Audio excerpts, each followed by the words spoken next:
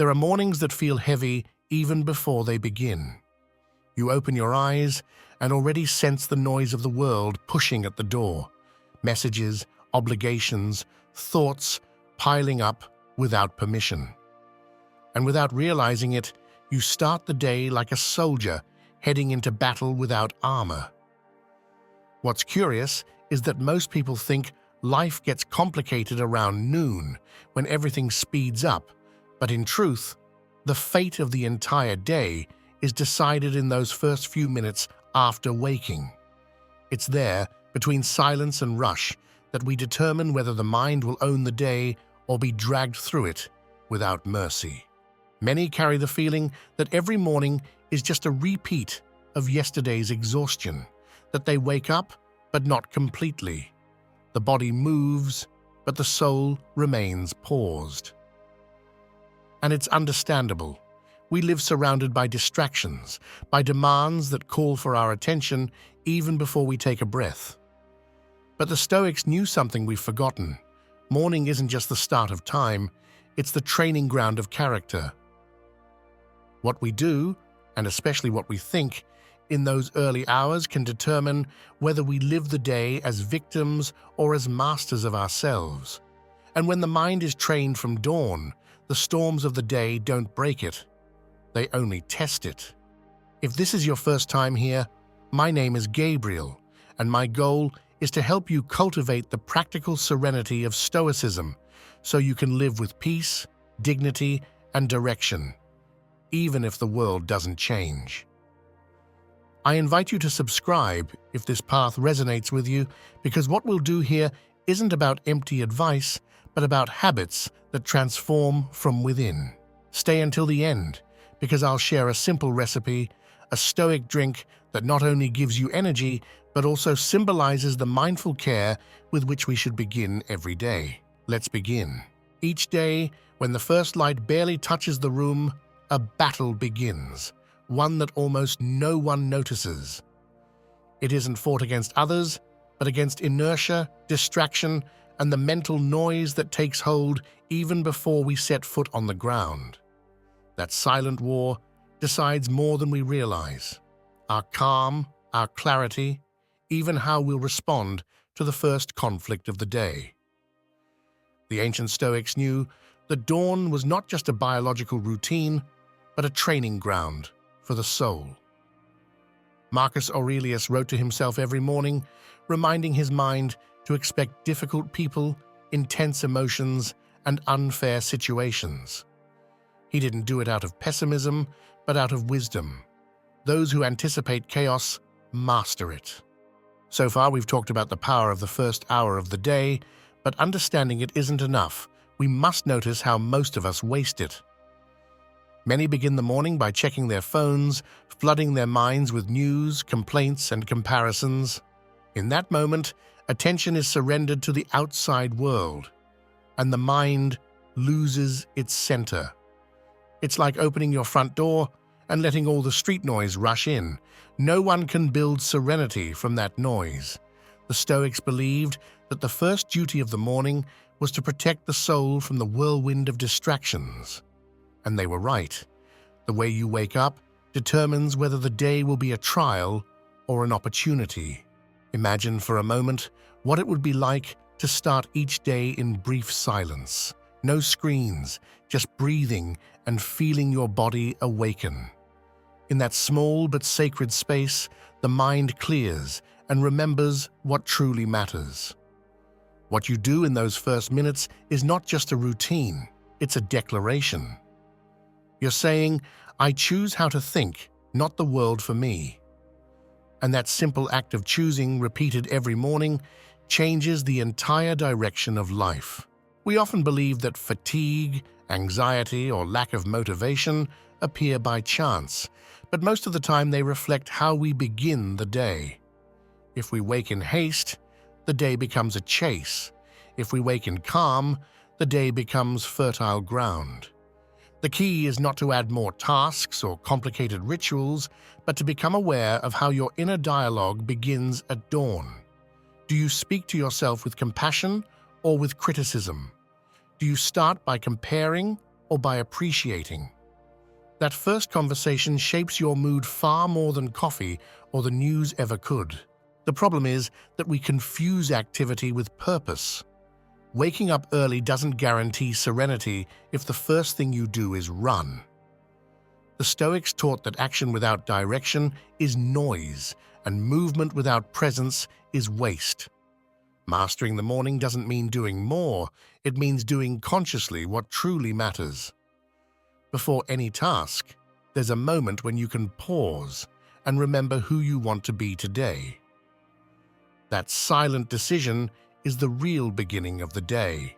Each morning is an invitation to start differently, to not be dragged by habit or by the mind that repeats yesterday's thoughts. If every day is a small life, as Seneca said, then every awakening is a chance to be reborn with intention. It's not about defeating time, but about using it with an awakened soul. That is the invisible battle of every morning, choosing between living on autopilot or with awareness. And in that choice, minute by minute, begins true self-mastery. This is the foundation on which we'll build what comes next, because to master the day, we must begin at the beginning. The exact moment we open our eyes and decide who will take command, the distracted mind or the calm one. Waking up doesn't always mean being awake. Sometimes the body opens its eyes, but the mind remains asleep, entangled in worries, regrets, or nostalgia. Starting the day like this is like trying to sail through fog. Every movement takes twice the effort, and every thought feels heavier than it should. The Stoics understood that the first task of the morning was not to get up, but to take possession of one's awareness. Marcus Aurelius wrote, "At dawn, remember that you have the gift of life, of thought, of joy, and of love." He didn't write this as a ritual of optimism, but as a mental discipline. For him, opening his eyes was both an act of gratitude and a reminder of responsibility. If I'm still here today, how will I use this day? So far, we've seen how the start of the day sets the emotional tone for everything that follows. At this point, intention becomes a compass. Having an intention doesn't mean making a to-do list, it means choosing the inner state with which you'll face each situation. You can decide that today you won't let discouragement rule, or that you'll respond with calm where you once reacted with anger. That mental choice, made in the first few minutes, shapes the entire day. The Stoics called this prosoche, vigilant attention. It's not about controlling everything, but about noticing how the mind begins to move and guiding it in a meaningful direction. Intention is a small seed of order amid chaos. When you decide how you want to live your day before it begins, you build an invisible boundary between yourself and external forces. Other people's haste, their complaints, the unsettling news, all lose their power over you. Epictetus said we cannot control events, but we can control how we interpret them. Upon waking, every thought is your first interpretation of reality. You can see it as a threat or as an opportunity. And that choice, as brief as a breath, can shift the entire mood of your day. Many confuse intention with obligation. But it's not the same to say I have to get up and do this as to say I choose how I want to be while I do this. The first phrase binds you, the second frees you. Intention turns the ordinary into an exercise in awareness. When you wake up and decide, for example, to live the day with calm and purpose, it doesn't mean everything will be easy. It means that even if things get difficult, you'll remember the tone you chose. That consistency is what the Stoics called strength of the soul. Imagine opening your eyes, staying silent for a minute, and forming a short phrase. Today, I will live calmly. Today, I won't be swept away. Today, I will act with compassion. It doesn't matter what words you choose. What matters is that they come from you, not from what the world expects. That small gesture is a declaration of inner freedom, The mind needs direction, just as a ship needs a rudder. Without it, any wind will carry it away. Waking up with intention is remembering that each dawn is a chance to be reborn in the way you think, feel, and respond. No one can choose your attitude for you, and that is the greatest gift of each new day. There is no magic technique or hidden secret, only the power of pausing for a few seconds before routine consumes you to choose who is steering your mind. And when you do, even the simplest tasks take on meaning. Morning then ceases to be just a beginning and becomes an affirmation of life. Waking up with intention is silently saying to the universe, I know who I am and I know where I'm going. And in that affirmation, every action, word, and thought naturally falls into place. That is the difference between merely surviving the day and truly living it with an awakened soul. There is no strong mind in a neglected body. The Stoics made no separation between the two. They knew the body was the first field where discipline is tested.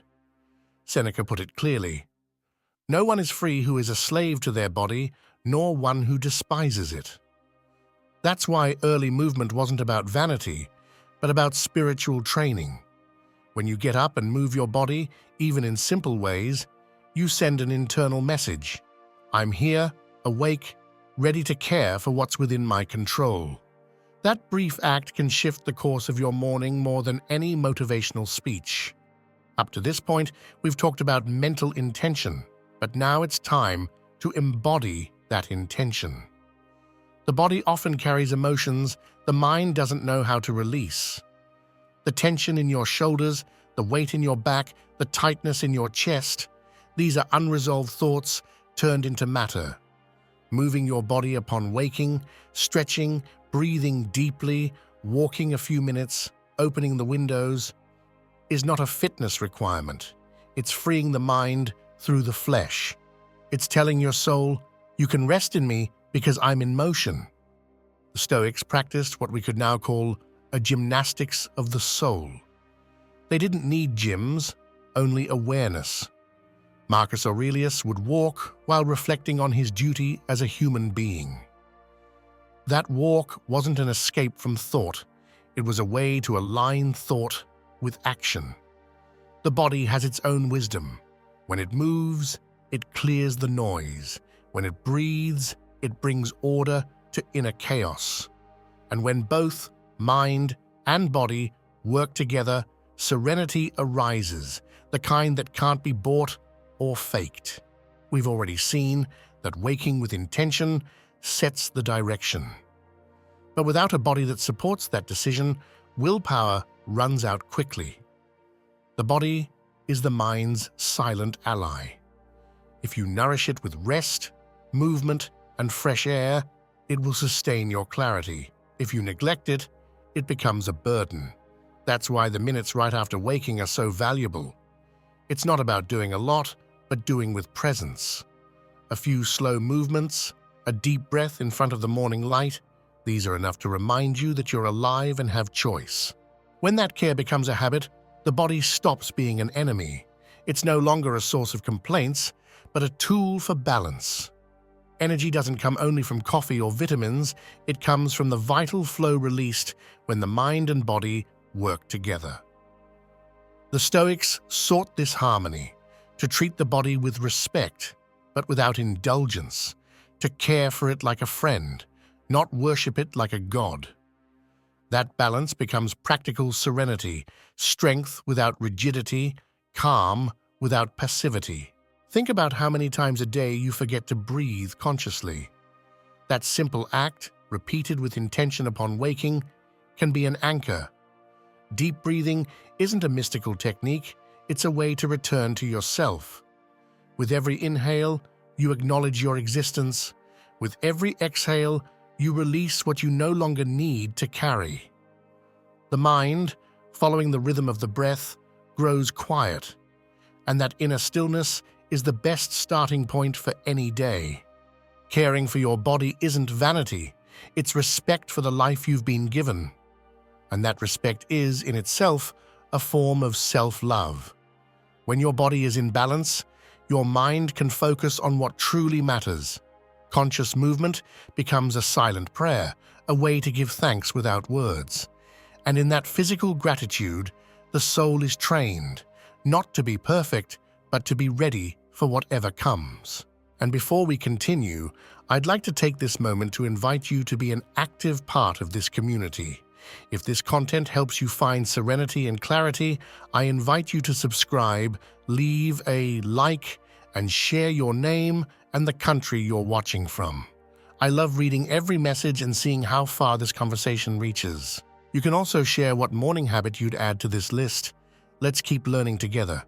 Your presence here gives meaning to this work. Thank you truly. Let's continue. Some mornings the chaos isn't inside, it's all around. A messy kitchen, an unmade bed, clothes piled on a chair. It doesn't seem like much, but all of it speaks, even in silence. Every object out of place is an unconscious reminder of something pending, a subtle distraction that drains mental energy. The Stoics understood that external order is both a reflection and an extension of internal order. Seneca advised to keep the soul clean like a mirror, and that advice applies perfectly to the spaces we inhabit.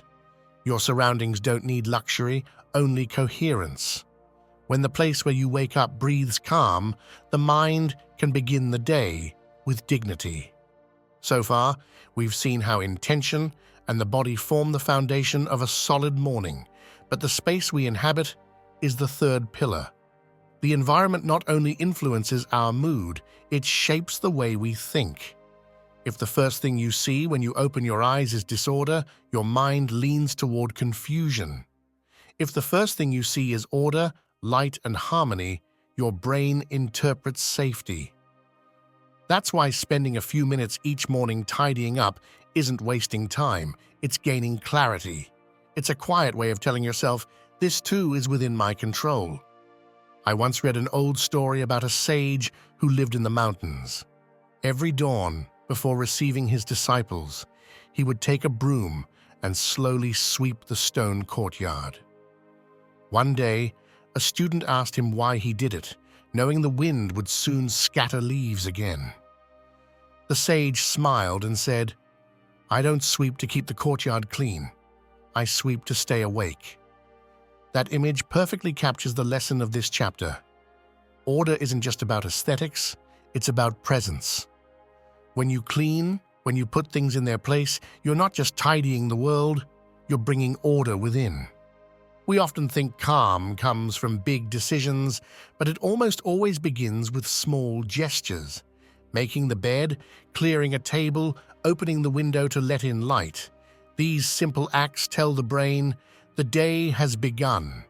And when the day begins with clarity, emotions find their place too. The Stoics practiced detachment not only emotionally, but materially. Living with less, but better, was their way of making space for what truly mattered. That's an especially useful lesson when we carry things and thoughts we no longer need. Tidying up also means choosing what we allow in.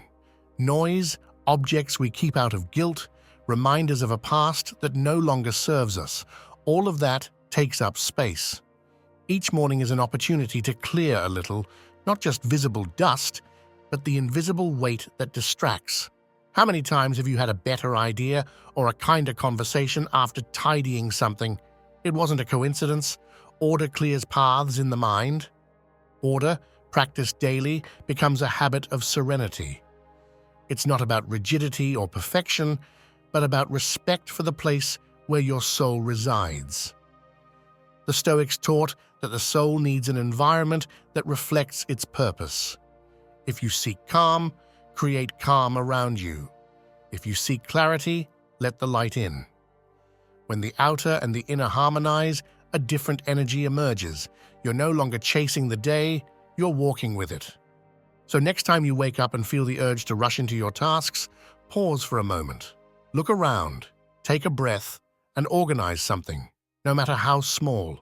That simple act is a silent prayer of gratitude and self-mastery. Those who order their space each morning don't do it out of obsession, but out of wisdom. They know that the mind, like a room, needs fresh air and purpose before facing the day.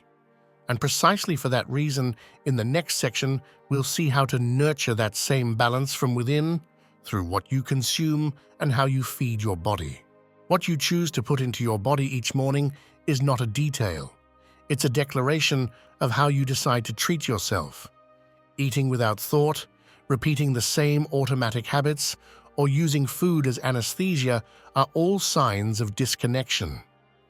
The Stoics spoke of mastery over desires as the greatest mark of freedom, and that includes one's relationship with food. Epictetus warned that pleasure itself is not the problem, but the lack of moderation. When you eat with awareness, you're not only nourishing your body, you're training your mind to choose wisely, even in the ordinary. So far, we've seen that intention, movement, and order create a solid foundation for starting the day. But if that inner structure isn't sustained by clean energy, clarity fades. Every food you consume has a direct impact on your mood, your focus, and your sense of calm. It's not about counting calories, it's about observing. Does this choice bring me closer to serenity or take it away? Eating slowly, mindfully, without screens or distractions can be as deep a spiritual practice as meditation. Imagine beginning the day with a silent breakfast, breathing between bites, truly appreciating what's on your plate. That attitude turns the ordinary into something sacred. The Stoics taught that gratitude is not expressed through words, but through presence. If you eat quickly, without noticing what you're consuming, your mind remains caught in the noise. But if you pause and savor, you're training patience. And those who master patience in small things can hold it when life becomes difficult. The body, like the mind, reflects what you give it. Fill it with sugar and tension, and it will respond with fatigue and anxiety. Nourish it with real, fresh, simple foods, and it will return clarity and balance. The Stoics valued frugality not as punishment, but as the art of sufficiency. Eating what is necessary, fair, and natural was their way of remembering that happiness doesn't come from excess, but from harmony. A piece of fruit, a slice of bread, a cup of tea, or warm water with lemon can be more than enough when accompanied by awareness. There's something liberating about consciously choosing what you consume. You stop being a victim of impulse and become the author of your own well-being. The mind strengthens with every coherent choice, even at the table. And that mastery over the senses extends to every area of life. Those who eat with awareness learn to speak calmly, to listen without hurry, to decide without guilt. Stoic simplicity is not renunciation. It's refinement of the soul. You may be surprised to discover that emotional exhaustion often doesn't come from what you think, but from what you eat. Heavy, processed, or sugary foods disrupt the body's chemistry, and with it, emotional stability. Eating well isn't a trend. It's a form of respect for your body and, consequently, for your mind. In essence, caring for what enters you, whether it's food or thought, is the same practice. Consciously choosing what deserves to stay. Eating mindfully is a daily reminder that well-being isn't found in what the world gives you, but in how you choose to receive it. That calm you feel after a simple, nourishing meal isn't just digestion, it's inner balance. And that balance is the best tool for mastering the day. Because true mastery of the mind begins in the smallest acts, and there is no act more ordinary nor more sacred than feeding yourself with full awareness. What you choose to look at, think about, or listen to upon waking shapes your mood far more than any external event. Attention is the scarcest resource of our time, yet we hand it over easily to whatever shouts the loudest. The Stoics understood that freedom begins with the ability to direct the mind. Epictetus taught that it isn't what happens that disturbs a person, but the opinion they hold about what happens. That opinion is born from focus. Wherever you place your attention, you place your energy, and that energy multiplied every day becomes your destiny. Up to now, we've talked about the body, order, and nourishment. But even with a calm environment, the mind can still scatter if it isn't given direction. We live surrounded by stimuli designed to steal our focus. The phone vibrates, the news alarms, conversations turn into noise. Every time you drift into that current without noticing, you give away a piece of yourself. Directing attention is a daily act of sovereignty.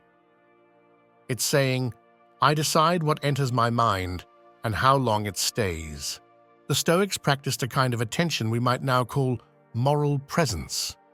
It wasn't just concentration, but awareness of purpose.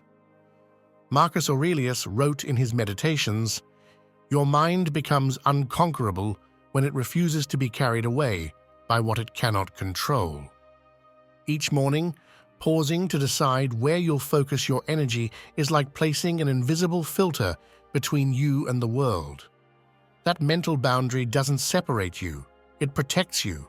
It allows you to choose, will I feed anger, worry, or calm? You can try something simple. Before starting your day's tasks, write a short phrase that sums up the attitude you want to cultivate. It doesn't need to be perfect, only sincere. Today I choose serenity. Today I will listen more than I speak. Today I won't feed what drains me. That statement acts as a quiet compass throughout the day. When your mind wanders, just recall it. The Stoics used these affirmations as mental training. They weren't wishes, they were commitments to themselves. The power of attention lies not only in choosing what to see, but in learning to release what doesn't deserve your energy. Every repetitive thought, every useless worry, every inner dialogue of guilt or resentment drains a part of your life force. And there's nothing sadder than spending a lifetime fighting mental battles that lead nowhere. Attention, used well, turns each day into a path of purpose. Used poorly, it becomes a maze. Directing your attention is, at its core, an act of self-love. It's recognizing that your mind is sacred ground and not everyone gets to walk on it. If you start the morning by deciding which thoughts deserve to live there, you'll be training the most important muscle of all, awareness. No one can steal your peace once you learn to protect your focus. Every day, with every small decision, you strengthen that ability. Serenity isn't achieved by avoiding chaos, but by choosing what not to give power to, and that choice is renewed every morning. So if you want to master your day, begin by mastering your attention. Because in the end, it isn't the world that dictates your inner state, it's where you decide to look, and in that simple yet powerful act begins true freedom. The day hasn't fully begun, and yet the mind is already imagining everything that could go wrong. It's a human habit to anticipate the problem before living the experience. The Stoics didn't deny that tendency, they used it to their advantage. They practiced premeditatio malorum, a conscious visualization of the possible obstacles of the day. But they did it not from fear, but from preparation. They imagined setbacks, arguments, delays, and told themselves, none of this can take away my ability to act with virtue. That practice transformed anxiety into serenity, because those who prepare their minds when the storm arrives have already faced it calmly within. So far, we've explored how waking with intention, caring for the body, organizing your space, and directing your attention set the foundation. This final step goes deeper, to imagine serenity before you need it. It's not naive optimism, it's training in equanimity. To visualize serenity means to look ahead, not to control events, but to remind yourself that you can move through them without losing your center. The Stoics knew that pain and discomfort are inevitable, but suffering is optional. Those who visualize with wisdom become resilient, not rigid. Imagine taking 2 minutes in silence before leaving home. Close your eyes and replay your day as if observing it from above. Picture the faces you'll see, the places you'll go, the conversations that might be challenging. Then, imagine your serene response, your calm voice, your relaxed posture, your steady gaze. That image is not fantasy, it's an internal model. You're teaching your mind how you wish to act before the challenge arrives. Then, when it does, your body will remember the script of calm. Visualization is not just thinking, it's feeling. If you can sense serenity in your body, the loosened shoulders, deep breathing, open chest, you're imprinting an emotional memory, a guide. The Stoics understood that body and mind are not separate. Training one influences the other. That's why, in visualization, it's not enough to imagine calm. You must embody it. You may recall a moment when everything went differently than planned, and yet you stayed composed. That wasn't luck. It was unconscious preparation. That memory can be your starting point. Every time you anticipate with serenity, you build a mental habit of resilience. And resilience isn't numbness, it's gentle strength, quiet mastery. The ancient teachers often used a metaphor. The sailor doesn't fear the sea because he knows its movements. Likewise, those who train their minds at dawn do not fear life because they've learned to navigate it. Visualizing serenity is building an inner harbor you can always return to. No matter how rough the sea becomes, you know that within you there's a place of calm that nothing can disturb. So before beginning your day, close your eyes for a moment and look at your day as a wise person looks at the horizon, with attention, but without attachment. Prepare yourself, not with tension, but with presence. Those who visualize serenity aren't escaping the world, they're inhabiting it with awareness. And that is the true Stoic victory, mastering the mind not to control life, but to live it in peace, whatever the tide may bring. Reaching this point deserves a reward. You've journeyed through the mind, the body, order, and attention. Now it's time to fuel all of that with real energy. The Stoics didn't speak of nutrition in the modern sense, but they did speak of balance, of avoiding excess, of caring for the body as the instrument of the soul. They said that anything that weakens clarity cannot be called pleasure. That's why this drink I'm about to share isn't just another recipe. It's a tangible reminder of that philosophy, simple, natural, moderate, made with ingredients that nourish without overstimulating. A way to thank your body for accompanying you in your morning practice. Before preparing anything, remember that the mind also feeds on intention. So as you gather the ingredients, do it calmly, without rush, feeling that each step is a continuation of the work you've done so far. The Stoic drink I suggest is designed to provide stable energy, no anxiety, no heaviness, using ingredients most people already have at home. What matters most isn't just what it contains, but the attitude with which you prepare it. You'll need 1 cup of warm water or herbal infusion as a base.